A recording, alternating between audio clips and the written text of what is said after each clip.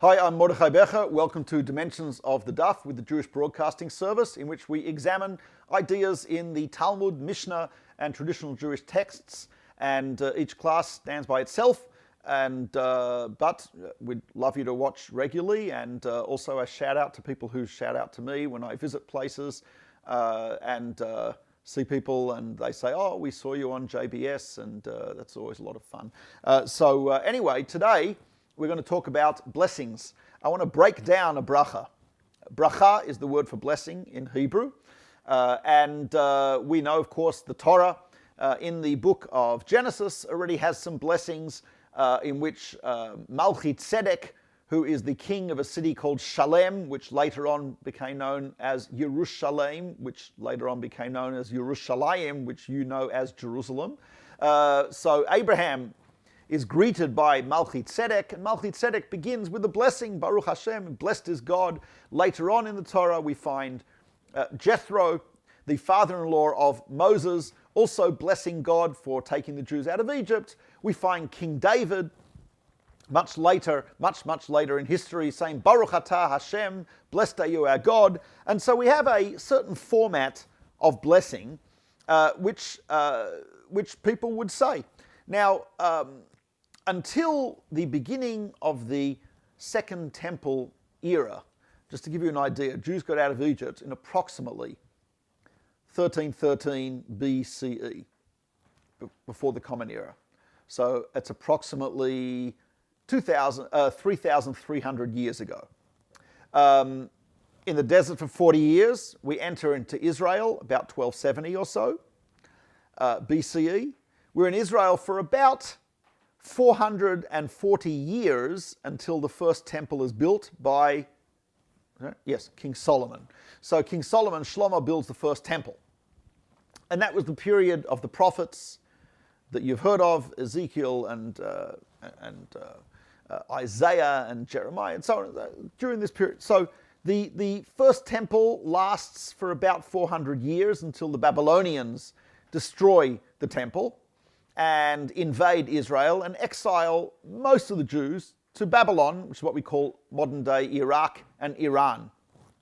So that was really also the end of prophecy.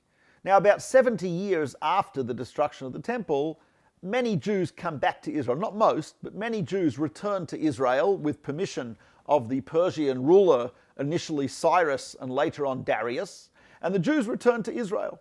And the Jews rebuild Jerusalem, rebuild the temple, and rebuild the state of Israel. So we're now talking about approximately 2,400 years ago, approximately. So they rebuild the temple, and at that time two things were taking place. Number one, prophecy was ebbing away. We had the last of the prophets were living then, and people were aware, the sages and the prophets were aware this was the end of the era of prophecy, number one. Number two, it was also the end of the era of Hebrew, meaning Hebrew stopped being the main spoken language. Jews, because they'd been in Babylon, were now speaking Aramaic, which is a different language. Greek was becoming popular. So the purity of Hebrew was lost, and there are a lot of people who are not speaking Hebrew as their everyday language. And that was true for 2,000 years. One of the modern-day miracles today is the revival of the Hebrew language. People were not speaking it for 2,000 years. We were using it in prayers, we were using it in study, but it was not used as an everyday language. And in the 20th century, with the establishment of the State of Israel, Hebrew has now become a regular language, daily language, used in science, used in medicine, used in agriculture, used in economics, used in the military, it's quite an amazing thing. In any case, because of those two factors, i.e. the loss of prophecy, number one, and the loss of Hebrew knowledge, number two, a group of rabbis known as the Men of the Great Assembly, Anshei Knesset Hagdolah, 120 rabbis, decided that it would be a good idea to have set prayers and to actually compose prayers, because until that time people said what they wanted.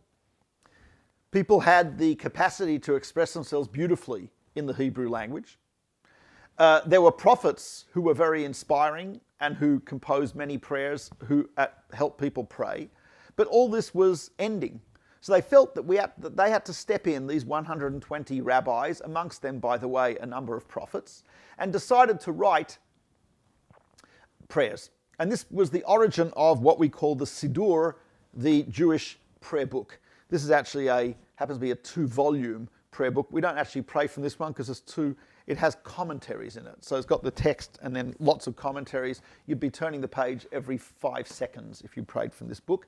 But the Siddur, the Jewish prayer book, Siddur literally means the arrangement. They arrange the prayers. The most classic arrangement of words into a prayer is the simplest blessing, which is, you'll see on your slide, blessed are you our God, blessed are you God, our God, King of the universe. And then who? And then you have additions to that. But that's the basic, what we call in Hebrew, nusach, meaning format of the blessing, and that's a fairly universal format in all customs of Jewish prayer, in all the different, because there are some slight differences between Jews from Spain, Jews from Germany, Jews from Yemen, Jews from Italy, Jews from Israel. There are slight differences in the exact format, but this is universal. It's in common amongst Jews, no matter where they're from, even from places as exotic as Brooklyn, will still say this particular format. And so I'd like to actually try to explain what it means, just on a very, very simple level. And by the way, when do we say this format? So pretty much all the time. When we wake up in the morning, we have a number of blessings that we say. We bless God for the commandment of study of Torah, what we're doing together now. We bless God for waking us up, for re-energizing ourselves, for having shoes and clothing and food and light and giving us intelligence and posture and free will and freedom and all, name something, we bless God for it. We say a blessing before we eat. Anytime we eat, even if it's a glass of water, even if it's a glass of water or a pizza or a large meal or a snack or whatever it is, we always say thank you for this food. We always say a blessing. Even if we're not sitting down to a meal, just having a pretzel, whole wheat, organic, obviously, and with minimum salt, just in case my wife is listening. So, but even if we have a snack like that, then indeed we say a blessing before and after. We say a blessing sometimes on seeing things. When you see a sight of great physical beauty, so some of you, when you look in the mirror maybe, right? But when you see Victoria Falls in Zimbabwe, Niagara Falls in north of the United States, you see, you would see the Himalayan mountains. There are blessings we say there as well. When something great happens, you hear some good news. My students hear that they got an A. So it's a rare occurrence. So therefore, you'd say a blessing. There's a special blessing you say. So there's all types of blessings, and they accompany us throughout the day and throughout every part of life. There are blessings on good things. There are blessings on bad things as well. When you hear bad news, there's a blessing. God is the judge of truth. When you hear good news, there's a different blessing. God is one who gives and bestows goodness. When you eat a fruit that has been out of season and you haven't had it for a year, there's a blessing you say. Blessed are God that you made us live and arrive at this wonderful time, at this time. Some people, if buying a new suit is an exciting thing for you, then when you get the suit, you say a blessing. So there's a whole range of blessings. Even after a person has gone to the bathroom, relieved themselves, there's a special blessing we say, in which we thank God that He created us with a complex system. And if even one thing is closed when it should be open, or open when it should be closed, and the blood and every aspect of the human being, digestive system and the bladder and all of that, if that's not all functioning, we wouldn't be able to last for a second.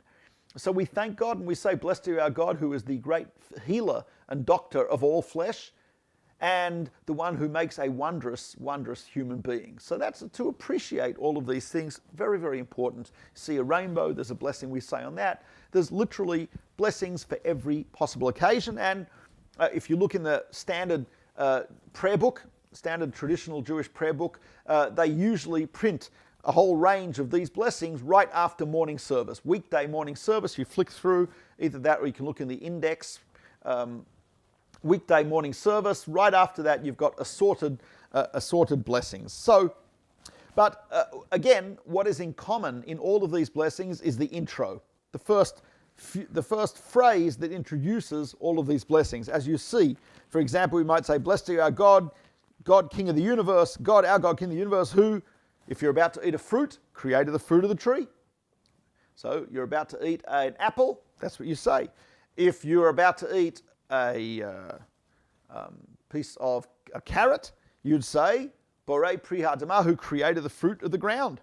If you're about to smell some fragrant spices, cloves, great smells, so you say, who gave pleasant smells to herbs, created everything with his word. That's if it's like you're about to have a drink of water. Or if you're about to do a commandment, you would say, who sanctified us in his commandments and commanded me to light the Shabbat candles, or something like that. So that's the standard format. So let me look at the words here. Blessed are you, you, God, our God, King of the universe, who, etc. So first of all, the word Baruch. What does the word Baruch mean? So, of course, in the translation here, we've translated it as blessed are you. But let's try to translate the English word blessed. What does it mean, blessed? For example, if someone sneezes, we say bless you. Now, that's a shortened version of the original, which is God bless you. So when you sneeze, that's indication something's not ideal. So I say God bless you, meaning may God, I guess, bestow upon you good stuff. But that makes sense when I say to you, God bless you. But when I say to God, bless you, to God, what am I saying? That I should bestow upon him something good? That's ridiculous.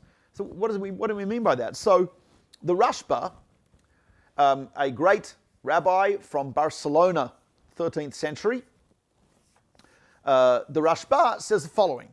He says the word Baruch is actually connected to another Hebrew word which is a completely different meaning than what you're expecting. It's the word Bereicha.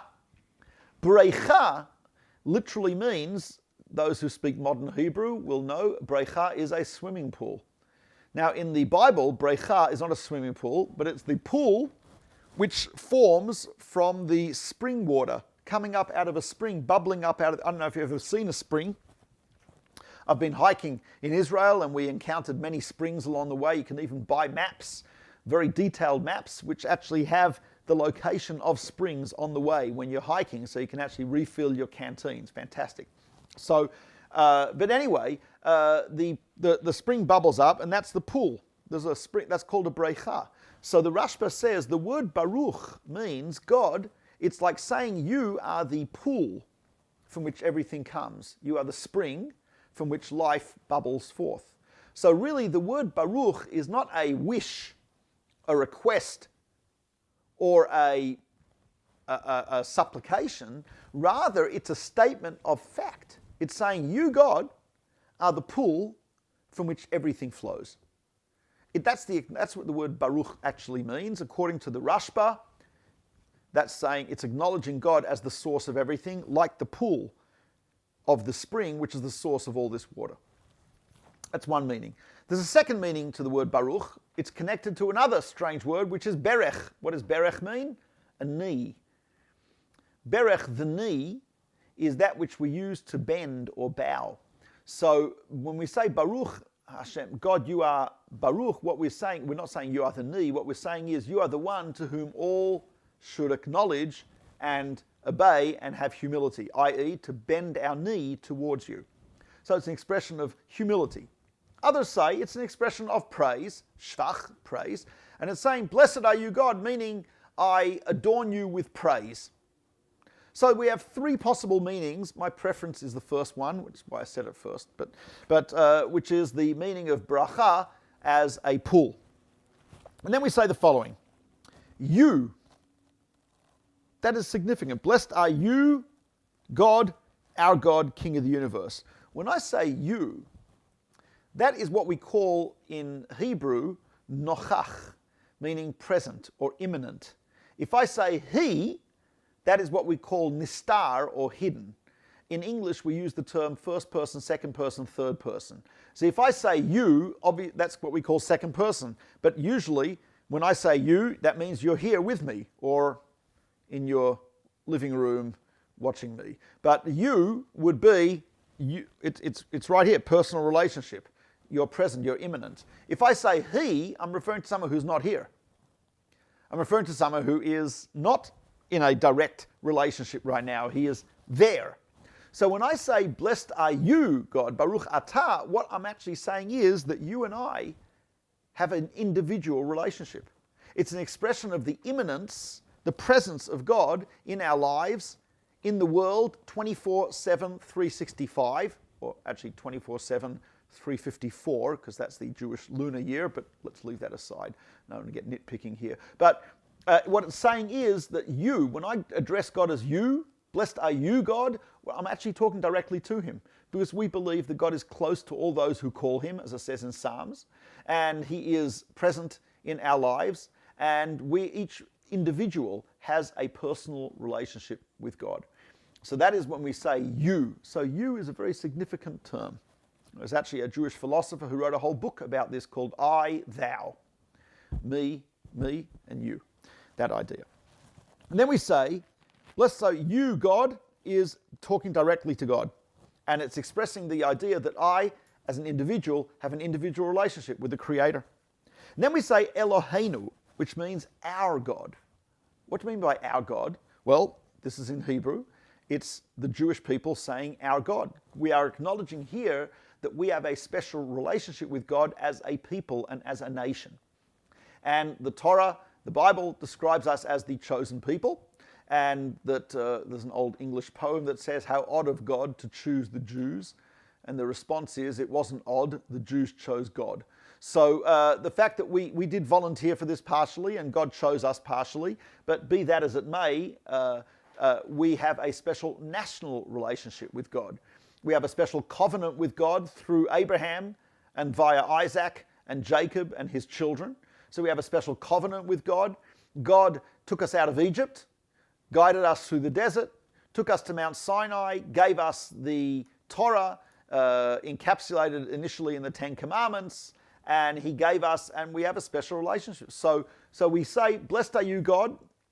You and I, as individual human beings, have a special relationship.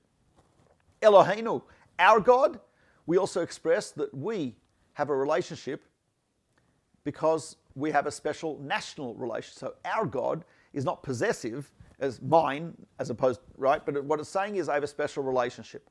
So that is Elokeinu, our God. And it's also expressing the idea that I am part of a people. I'm not here just as an individual. I'm here as an individual, but I'm also here talking to you as part of your people. So that is the second component of the relationship. Then we say Melech Ha'olam, King of the world. And here we are saying there's a third component of our relationship with God, which is that I have a relationship with God because I'm a creature, I'm created. Every created being has some level of relationship with God. So Ha'olam, the whole world. So that's what I'm saying. So I'm saying, blessed are you, God, with whom I have a personal relationship.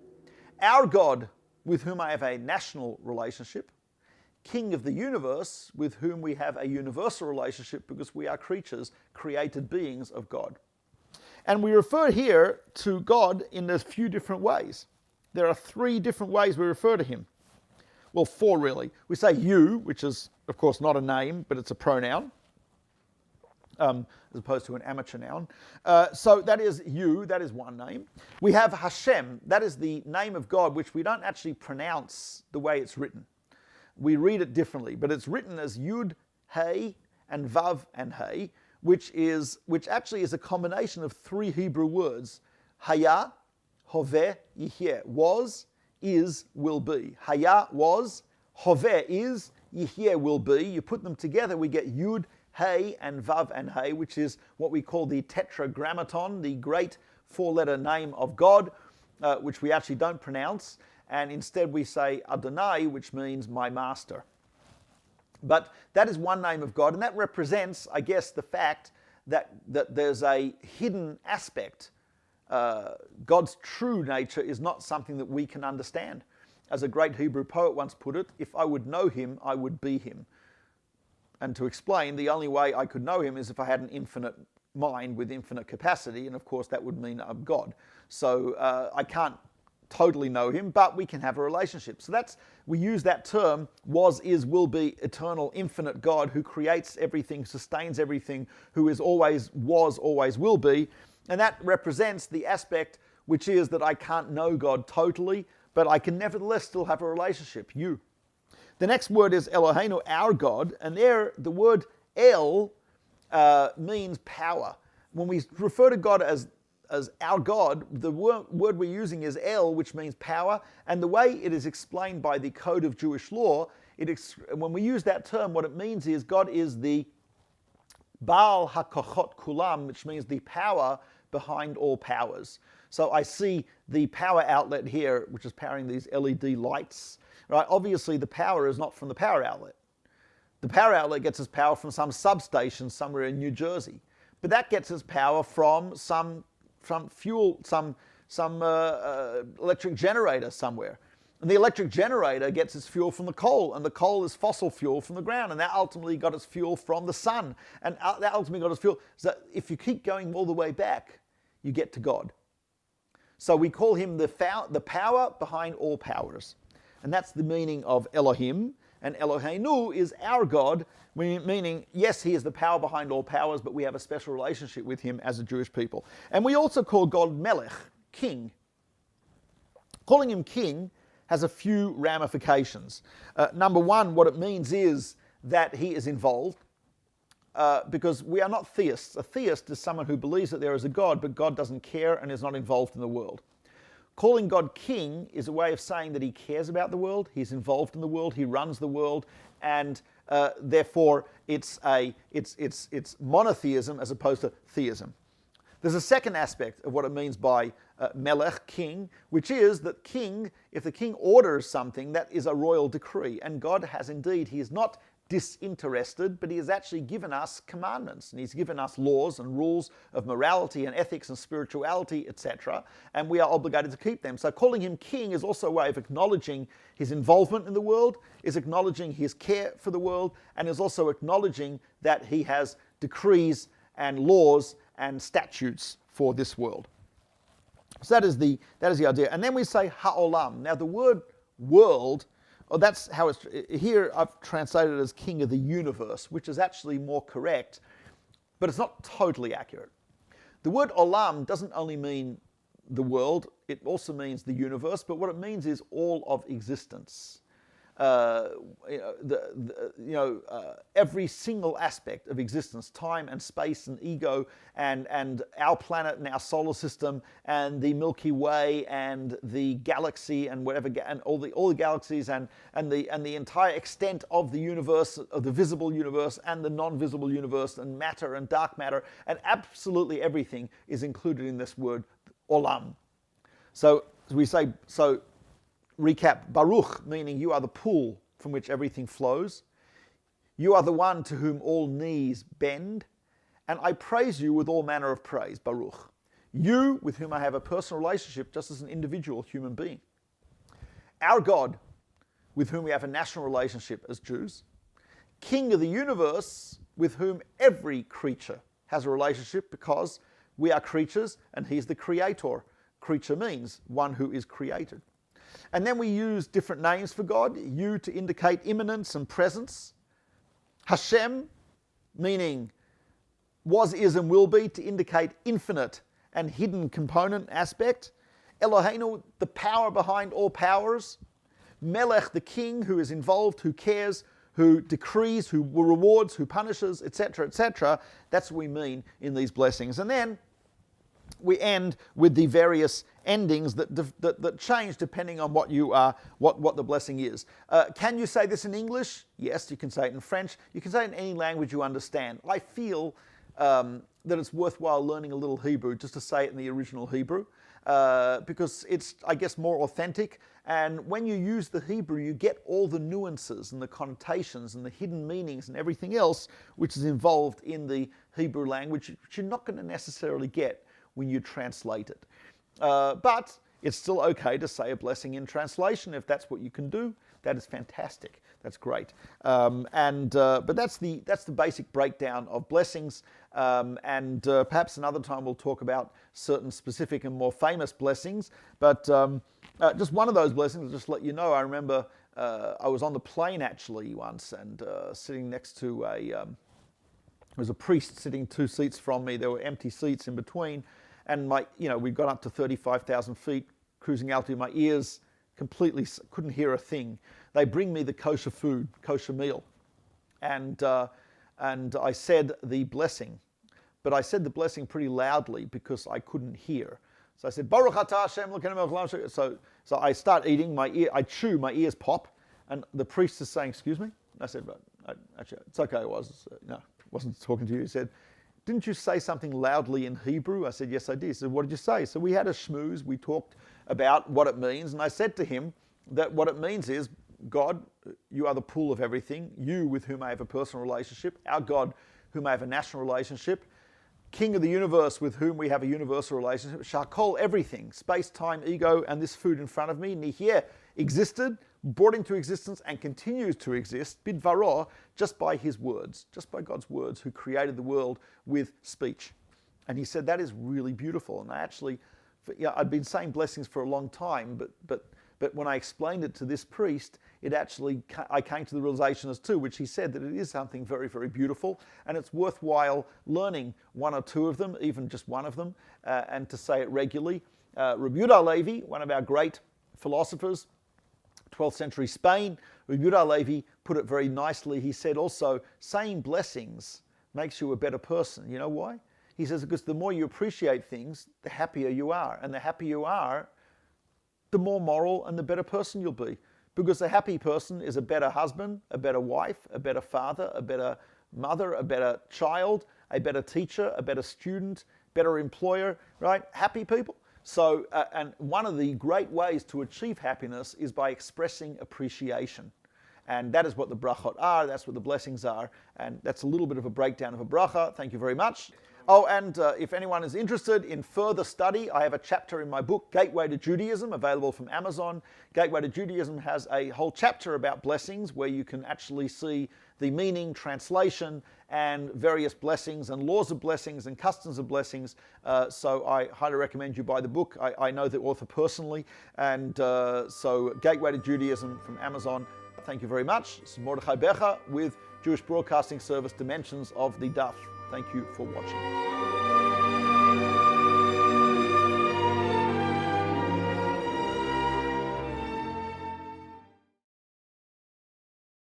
We would be pleased to send a complimentary DVD of this program to anyone who wishes to support JBS, the Jewish Broadcasting Service, with a tax-deductible gift of $36, double chai or more, to the nonprofit organization Jewish Education in Media. Simply visit the JBS homepage and click on the Donate button to make a donation by PayPal or your credit card. And please indicate the program for which you would like a DVD. Or you can send your tax-deductible check made out to GEM, Post Office Box 180, Riverdale Station, Bronx, New York 10471. And again, please remember to indicate which program you would like to receive with our compliments. And we thank you for your kind support.